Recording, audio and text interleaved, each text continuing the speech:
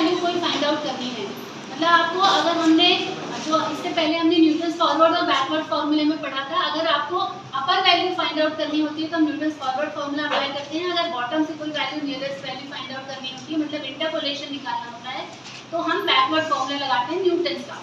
अब अगर हमको मिडिल कोई वैल्यू फाइंड आउट करनी है तो हम यहाँ पर गॉस का फॉरवर्ड और बैकवर्ड फॉर्मूला अप्लाई करेंगे, ठीक है। तो यहाँ पर अगर x 0 है, क्योंकि मिडिल में अगर आपको इंटरपोलेशन फाइंड आउट करना है तो x 0 हमको यहाँ पर कहीं लेना पड़ेगा। तो अगर ये x 0 है तो उसके बाद वाली value x 0 plus h, x 0 plus 2h, x 0 plus 3h, मतलब क्या है, ये x1 है, ये x2 है, ये x3 है, और ये वाली वैल्यू जो लाएंगे वो क्या हो जाएगा, x minus 2, x minus 0 minus h, x 0 minus 2h, x 0 minus 3h, इस तरह से हमारे पास x की वैल्यूज डिफाइन होंगी, है ना। ये x 0 है तो उसके करस्पॉन्डिंग y की वैल्यू हमारे पास y 0 ये होगी बेटा। y 0 के बाद ये वाली वैल्यू, ये x1 है तो ये y1 होगा, ये x2 है तो ये y2 होगा, ये x3 है तो y3 होगा, समझ में आ रहा है ना। ये y 0 है तो उसके पहले वाली वैल्यू जो है ये y माइनस 1 होगी, ये y माइनस 2 होगी, y माइनस 3 होगी, इस तरह से हमारे पास वैल्यूज आते जाएंगे। जब हम डिफरेंसेस निकालते हैं, फर्स्ट डिफरेंस जब हम फाइंड आउट करेंगे तो डेल y से रिप्रेजेंट करेंगे। डेल y की वैल्यू हम कैसे निकालते हैं, डेल y माइनस 2 से डेल y माइनस 3, इसको इससे माइनस करते हैं तो हमको यहाँ पर फर्स्ट डिफरेंस मिलता है।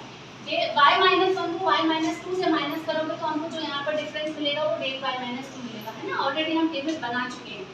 तो इस तरह से अपन डेल y मतलब फर्स्ट डिफरेंस की वैल्यू निकालते हैं। डेल स्क्वायर y का मतलब क्या है, आप डेल की वैल्यूज को माइनस करते जाओगे।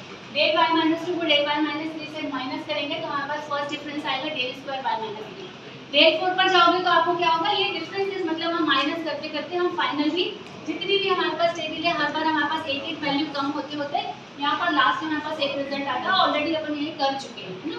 अब मैं आपको फॉर्मूला बता दूं, गॉस का फॉरवर्ड फॉर्मूला अपन कैसे याद करेंगे बेटा। ये मिडिल वैल्यू है x 0, इसके करस्पॉन्डिंग वैल्यू है y 0, तो ये एक सेंट्रल लाइन बनती है हमारे पास। y 0 के बाद देखो ये एक सेंट्रल वैल्यू आ रही है, ये एक सेंट्रल वैल्यू आ रही है, फिर ये एक सेंट्रल वैल्यू आ रही है ना।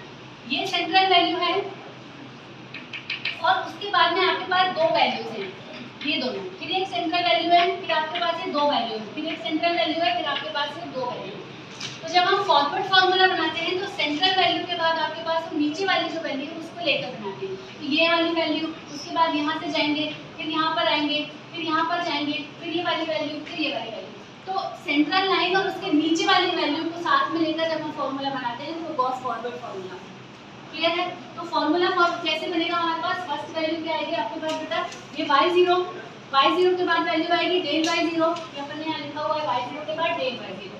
डेल y 0 के बाद फिर अपन सेंट्रल लाइन पर आएंगे तो डेल स्क्वायर y माइनस 1, ये आएगा डेल स्क्वायर y माइनस 1, है ना। तो सेंट्रल लाइन, उसके बाद में हम उसके नीचे वाली value del square y minus 1 के बाद में y 0, ये आ गया, ये आ गया।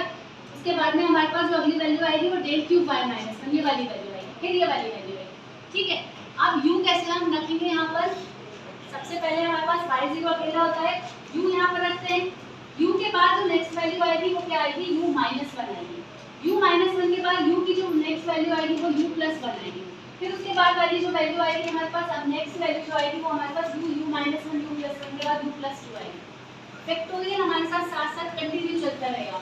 तो y 0 u del y 0 plus u into u minus 1 upon factorial 2 plus u minus 1 u plus 1 upon factorial 3 and so on। Clear है। तो सेंट्रल लाइन उसके साथ नीचे वाली वैल्यू के साथ मिलकर जो हम वैल्यूज फॉर्मूला बनाते हैं वो होता है गॉस फॉरवर्ड इंटरपोलेशन, क्लियर है ना। और बैकवर्ड फॉर्मूला जब हम बनाएंगे तो ये जो हमारी सेंट्रल लाइन है उसके साथ ऊपर वाली वैल्यू, मतलब ये सेंट्रल वैल्यू, फिर ये वाली वैल्यू, फिर ये वाली वैल्यू, सेंट्रल वाली वैल्यू, फिर ये ऊपर वाली वैल्यू जो पिंक कलर से लिखा है, ये सेंट्रल लाइन वैल्यू, फिर ये ऊपर वाली वैल्यू। तो ये जो फॉर्मूला बनता है y 0 सेंट्रल वैल्यू, फिर ये ऊपर वाली वैल्यू क्या आ गई डेल y माइनस 1, फिर ये हमारे पास सेंट्रल लाइन की वैल्यू। तो ये इस तरह से यहाँ पर फॉर्मूले में हमने u की वैल्यू क्या ली थी, u के बाद अपन ने u माइनस 1 लिया था। यहाँ पर फॉर्मूले में जो आएगा वैल्यू u के बाद u माइनस 1 नहीं आएगा, u प्लस 1 आएगा। तो डिफरेंस समझ में आया। पहले हम वहाँ पर फॉरवर्ड फॉर्मूले में u की वैल्यू कहाँ से स्टार्ट करेंगे, u माइनस 1। बैकवर्ड फॉर्मूले में हम क्या अप्लाई करेंगे, u के बाद u प्लस 1, और ये आपके पास रिजल्ट है। उसके बाद जब हम u निकालते हैं, u कैसे निकालते हैं, x minus x 0 upon x। तो ये दो फॉर्मूले हैं, forward and backward interpolation formula.